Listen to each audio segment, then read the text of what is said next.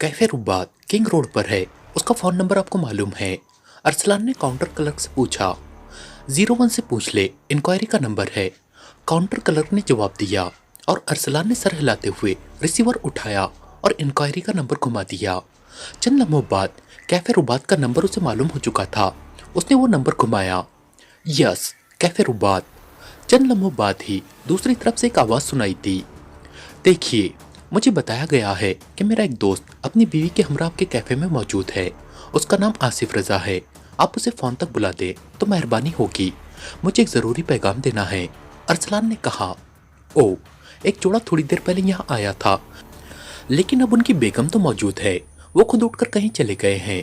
अगर वही आपके दोस्त हैं तो उनकी बेगम से बात करा दे। दूसरी तरफ से कहा गया।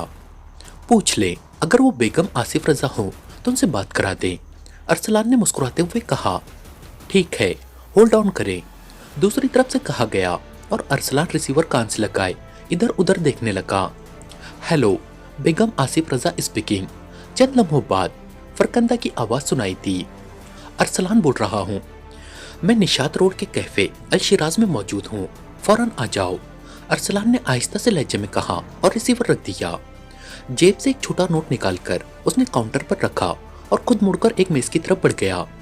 वेटर को उसने कोका कोला की बोतल लाने का ऑर्डर दिया और फिर थोड़ी देर बाद फरकंदा कैफे में दाखिल हुई और वह सीधी अरसलान की मेज की तरफ बढ़ गई। मैं वहां से मोटरसाइकिल उड़ा लाया था, इसलिए वापस नहीं गया। अरसलान ने उसकी कुर्सी पर बैठते ही कहा। हाँ, वहाँ खासा हंगामा हुआ, लेकिन मुझ तक कोई न पहुंचा। शायद उन्हें मालूम ना हो सका था। बहरहाल उस मोटरसाइकिल सवार का क्या हुआ? फरकंदा ने पूछा। वो यहाँ की एक किलानुमा इमारत में दाखिल हुआ है। एक हफ्शी ने फाटक खोला है। वो हफ्शी इमरान का ही साथी है। फाइल में उसका फोटो मौजूद है और वो आदमी भी टाइगर ही है जो होटल के कमरे से फरार हो गया था।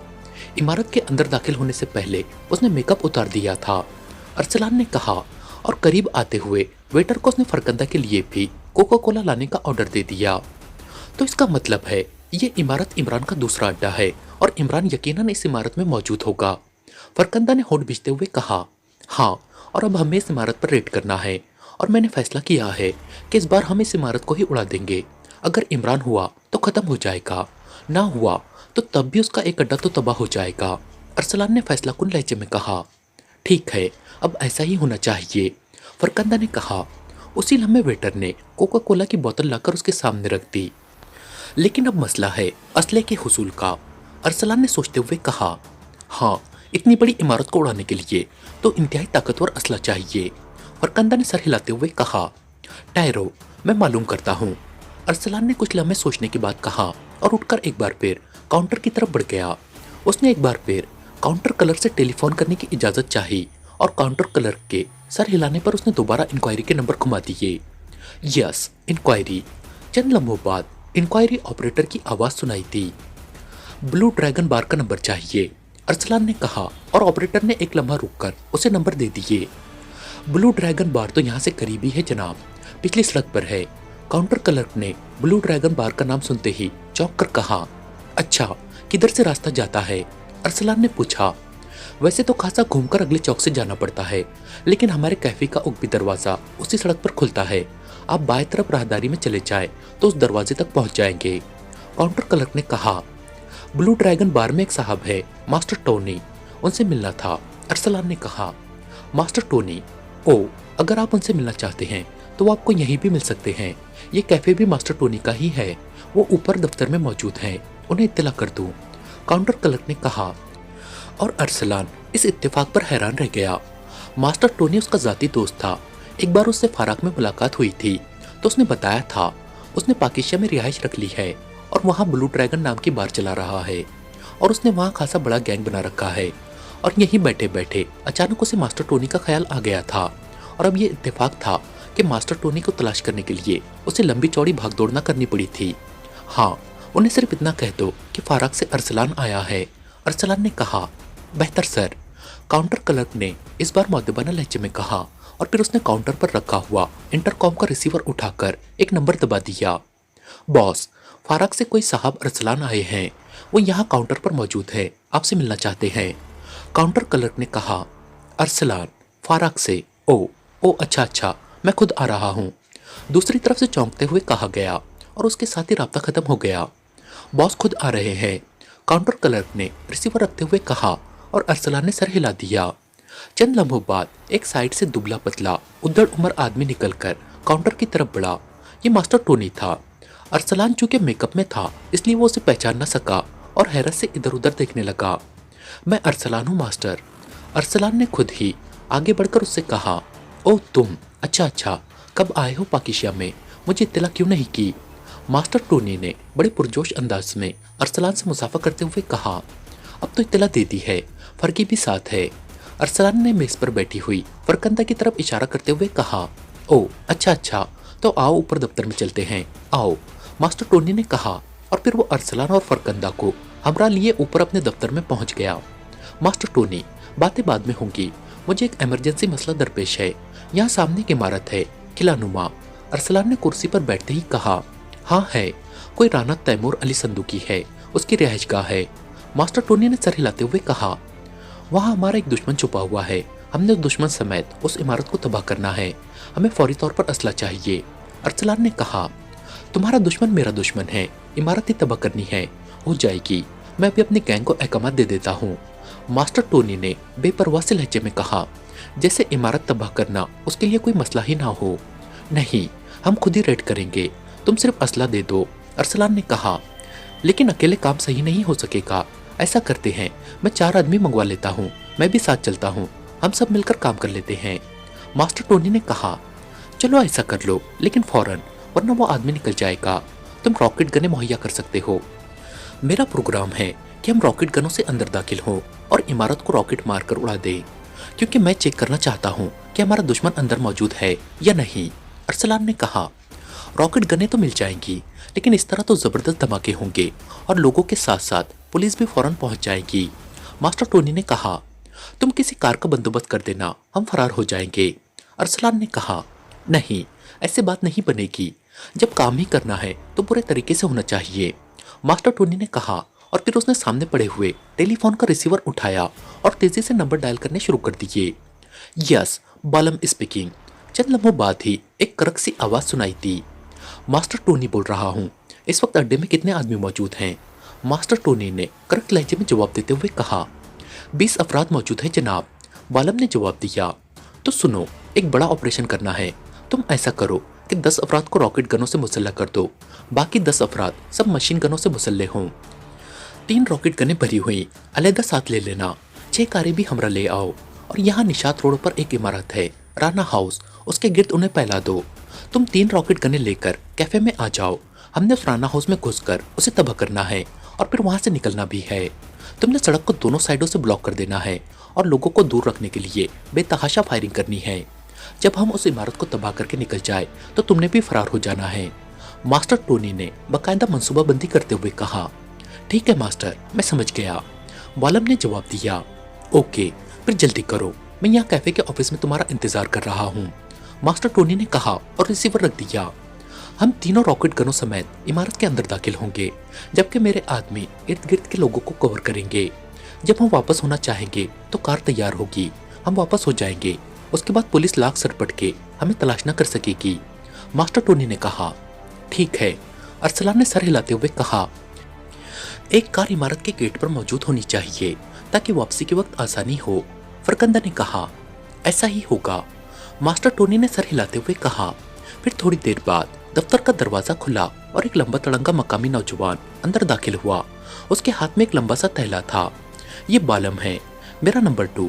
मास्टर टोनी ने आने वाले का तारुफ कराते हुए कहा और अरसलान और फरकंदा ने सर हिला दिया।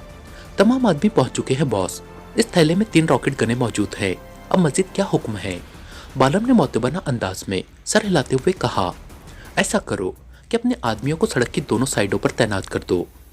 उन्होंने उस वक्त हरकत में आना है जब पुलिस वहां आए, उससे पहले नहीं, क्योंकि लोगों की फितरत है कि वो धमाकों के वक्त वहां इकट्ठे होने की बजाय छुप जाते हैं। हम एक कार में बैठकर उस इमारत के फाटक तक पहुंचेंगे, तुम कार समेत वहीं रुक जाना, हम तीनों रॉकेट गनों समेत अंदर जाएंगे और जब हम वापस आए तो तुम हमें उसी कार में यहाँ से लेकर निकल जाना। अरसलान ने उसे मुखातिब होकर हिदायत देते हुए कहा। ठीक है सर, ऐसा ही होगा, आप बेफिक्र होकर काम करें, हमारे होते हुए पुलिस इस इमारत के करीब न पहुंच सकेगी। बालम ने जवाब देते हुए कहा, आओ फिर चले, ज्यादा देर मुनासिब नहीं। अरसलान ने कुर्सी से उठते हुए कहा और उसके साथ ही फरकंदा और मास्टर टोनी भी उठ खड़े हुए। आइए इधर दूसरे दरवाजे से चलते हैं, मास्टर टोनी ने कहा, और फिर वो एक राहदारी में घूमकर सीढ़ियां उतरते हुए नीचे पहुंचे और चंद ही लम्हों बाद कैफे से बाहर आ गए। तुम कार यहीं ले आओ और अपने आदमियों को तफसील से हिदायत दे दो, अरसलान ने बालम से मुखातिब होकर कहा और उसके हाथ से थैला ले लिया। बालम सर हिलाता हुआ एक तरफ चला गया। वहां से कुछ फासले पर वो इमारत मौजूद थी, उसका फाटक बंद था। थोड़ी देर बाद एक सफेद रंग की बड़ी सी कार उनके करीब आकर रुकी। ड्राइविंग सीट पर बालम मौजूद था। अरसलान और फरकंदा पिछली सीट पर बैठ गए, जबकि मास्टर टोनी बालम के साथ ही बैठ गया। अरसलान ने थैले में से रॉकेट गन निकाली, एक मास्टर टोनी को दे दी, एक फरकंदा के हवाले की और तीसरी खुद रख ली। तीनों गनें बिल्कुल नई और लोडेड थी। बालम कार चलाता हुआ राना हाउस की तरफ बढ़ गया। उसने कार राना हाउस के फाटक के सामने जाकर रोक दी और उसी लम्हे वो तीनों गनें हाथ में लिए कार से नीचे उतरे और फिर अरसलान ने पहला फायर बंद फाटक पर किया। एक जोरदार धमाका हुआ और फाटक का एक बड़ा हिस्सा उड़कर अंदर जा गिरा। फाटक टूटते ही वो तीनों उछलकर अंदर दाखिल हुए और फिर उन तीनों ने बैक वक्त सामने मौजूद इमारत की तरफ गनों का रुख करके रॉकेट बरसाने शुरू कर दिए और साथ साथ वो दौड़ते हुए इमारत की तरफ भी बढ़ रहे थे। खौफनाक धमाकों से इमारत गूंज उठी। रॉकेटों ने उसके सामने के हिस्से को बुरी तरह तबाह कर दिया। तबाहशुदा बरामदे के करीब पहुंचते ही अरसलान ने साइड में बने हुए एक कमरे के दरवाजे पर फायर किया और दरवाजा उड़कर अंदर जा गिरा। अरसलान तेजी से उस कमरे की तरफ बढ़ा। कमरा खाली था, एक कोने में टेलीफोन पड़ा हुआ था। आगे बढ़ो, ये खाली है, अरसलान ने मुड़ते हुए चीख कर कहा और वो तीनों रॉकेट बरसाते अंदर दाखिल हो गए। चंद ही लम्हों बाद उन्हें दो मुख्तलिफ सिमतों से चीखों की आवाजें सुनाई दी और वो तेजी से उस तरफ को ही गए। अरसलान एक तरफ को भागा जबकि फरकंदा और मास्टर टोनी दूसरी तरफ। अरसलान ने एक राहदारी में पड़े हुए हबशी को देखा। वो साकित पड़ा हुआ था और एक टूटी हुई दीवार का मलबा उस पर बिखरा हुआ था। अरसलान उसे फलांगता हुआ आगे बढ़ा तो वो एक कमरे में पहुंच गया। उस कमरे का दरवाजा भी तबाह हो चुका था। उसने जैसे ही अंदर झांका वो बुरी तरह चौंक पड़ा। सामने एक बेड पर मिथाइस बंधा हुआ पड़ा था। वो होश में था। मलबे का कुछ हिस्सा उसके जिस्म तक भी पहुंच चुका था। वो तेजी से आगे बढ़ा। मिथाइस, तुम यहाँ, मैं अरसलान हूँ, अरसलान ने करीब पहुंचकर कहा और मिथाइस चौंक पड़ा। अरसलान ने एक लम्हे के लिए मिथाइस के गिर्द बंधे हुए लोहे के कड़ों को देखा और फिर उसने बेड के नीचे हाथ डालकर एक लीवर को खींचा। कड़े वापस बेड में गायब हो गए और मिथाइस उछलकर खड़ा हो गया। इमरान का पता है, कहाँ है, अरसलान ने वापस मुड़ते हुए कहा। थोड़ी देर पहले यही था, मिथाइस ने उसके पीछे लपकते हुए कहा। उसी लम्हे मास्टर टोनी और फरकंदा दौड़ते हुए वहां आए। मास्टर टोनी ने कंधे पर डगलस को उठा रखा था। डगलस एक कमरे में पड़ा था, इसका ऑपरेशन किया गया है। एक हबशीता वो मर चुका है और अंदर कोई नहीं है, फरकंदा ने चीखते हुए कहा। इमरान नहीं मिला, उसे ढूंढो, और वो टाइगर, अरसलान ने चीखते हुए कहा। उसी लम्हे दूर से पुलिस गाड़ियों के सायरन और फिर फायरिंग और रॉकेट बमों के धमाके सुनाई देने लगे। निकलो, जल्दी करो, पुलिस आ गई है, वो लोग घेरा डाल लेंगे, मास्टर टोनी ने चीखते हुए कहा और वो सब इमरान को भूलकर फाटक की तरफ भाग खड़े हुए। अरसलान ने मास्टर टोनी से डगलस को ले लिया था क्योंकि डगलस जरा भारी जिस्म का था और टोनी दुबला पतला था। और फिर वो सब भागते हुए फाटक के पास पहुंचे जहां बालम कार लिए खड़ा था। मिथाइस खुद ही भागता हुआ उनके पास पहुंचा। अरसलान ने डगलस को कार की पिछली सीट के दरमियान लिटाया और फिर वो सब तेजी से कार में लद गए। बालम ने एक झटके से कार आगे बढ़ाई। दोनों अतराफ से सड़क पर कारें तिरछी खड़ी करके ट्रैफिक रोक दी गई थी और बालम के आदमी दोनों अतराफ से मुसलसल फायरिंग कर रहे थे। बालम कार को सामने ले जाने की बजाय एक साइड गली में ले गया और फिर इसी तरह मुख्तलिफ गलियों से वो उसे निकालता हुआ एक बड़ी सड़क पर पहुंच गया जहां ट्रैफिक बदस्तूर जारी थी और फिर उनकी कार भी उस ट्रैफिक में शामिल हो गई। अब ठीक है, अब हमें कोई चेक नहीं कर सकता, बालम अड्डे पर चलो, मास्टर टोनी ने इत्मीनान का सांस लेते हुए कहा। अरसलान को इमरान के ना मिलने का अफसोस तो जरूर था, लेकिन उसे खुशी थी कि वो न सिर्फ मिथाइस और डगलस को बचा लाया था बल्कि उसने इमरान का एक बड़ा अड्डा भी तबाह कर दिया था।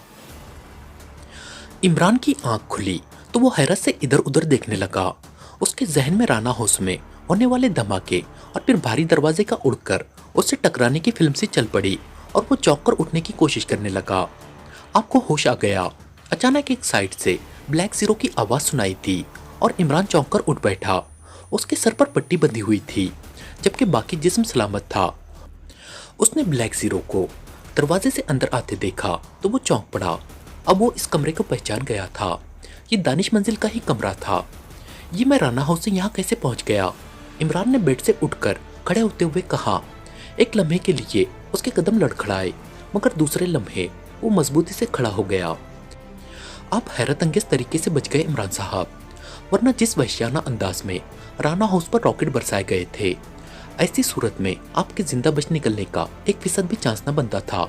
ब्लैक जीरो ने इमरान को बाजू से पकड़कर एक कुर्सी पर बिठाते हुए कहा। ओ, वो जोसेफ और जवाना, उनका क्या हुआ? इमरान ने चौंकते हुए कहा। वो खासे जख्मी हुए हैं, लेकिन अब उनकी हालत खतरे से बाहर है। रॉकेटों के फौलादी रेज़ों ने उनके जिस्म को बेहद नुकसान पहुंचाया था। ये तो उन्हें फौरी तौर पर अस्पताल पहुंचा दिया गया था, इसलिए वो बच भी गए। ब्लैक जीरो ने कहा। 2 आदमी और भी थे वहाँ, 2 गैर मुल्की? इमरान ने पूछा। 2 गैर मुल्की? नहीं, वहाँ आप, जोसेफ और जवाना के अलावा और कोई न था। ब्लैक जीरो ने जवाब दिया और इमरान सर हिलाने लगा। अब बात वाज़ेह हो गई थी कि हमलावर उन दोनों को छुड़ाने के लिए आए थे, लेकिन आने वालों को उस जगह का पता कैसे चला? मिथाइस और डगलस के सिलसिले में तो इमरान को यकीन था कि उनके मुतालिक किसी को पता नहीं। अब एक ही सूरत बाकी रह जाती थी कि टाइगर वहां आया था। ये लोग यकीनन टाइगर का पीछा करते हुए आए होंगे, लेकिन हमला तो टाइगर के जाने के काफी देर बाद हुआ था। तो क्या टाइगर उनके हाथों गिरफ्तार हो गया और उन्होंने टाइगर पर तशद्दुद करके उससे ये मालूमात हासिल की? जरा ट्रांसमीटर तो ले आओ, इमरान ने ब्लैक जीरो से कहा। ट्रांसमीटर? ब्लैक जीरो ने चौंकते हुए पूछा और इमरान ने सर हिला दिया और ब्लैक जीरो उठ खड़ा हुआ। अच्छा ठहरो, मैं तुम्हारे साथ ऑपरेशन रूम में चलता हूँ। मैं अब चल सकता हूँ, इमरान ने कहा और वो कुर्सी से उठ खड़ा हुआ। ये हमलावर काफ़ी तादाद में थे। उन्होंने पुलिस को आते देखकर दोनों अतराफ से सड़कें ब्लॉक कर दी और रॉकेट फायर करने लगे, फिर यकलक भाग गए। पुलिस जब अंदर पहुंची तो वहाँ दरवाजे के नीचे आप बेहोश पड़े थे। आपके सर पर चोट आई थी। एक कमरे के बाहर जवाना पड़ा था, वो शदीद जख्मी था और उस पर एक दीवार का मलबा गिरा हुआ था। और एक कमरे के अंदर जोसेफ पड़ा हुआ मिला, वो भी शदीद जख्मी था। ऑपरेशन रूम की तरफ चलते हुए ब्लैक जीरो ने कहा। तुम्हें कैसे इत्तला मिली? इमरान ने ऑपरेशन रूम में पहुंचकर कुर्सी पर बैठते हुए पूछा। मुझे आपको एक बात बतानी याद न रही थी। सर सुल्तान का पैगाम था कि आप फौरन उनसे मिले, कोई सरकारी मसला था। चुनांचे मैंने 10-15 मिनट बाद ख्याल आते ही दोबारा फ़ोन किया तो उस वक्त पुलिस के एक ऑफिसर ने फ़ोन उठाया और फिर मुझे हालात का इल्म हुआ।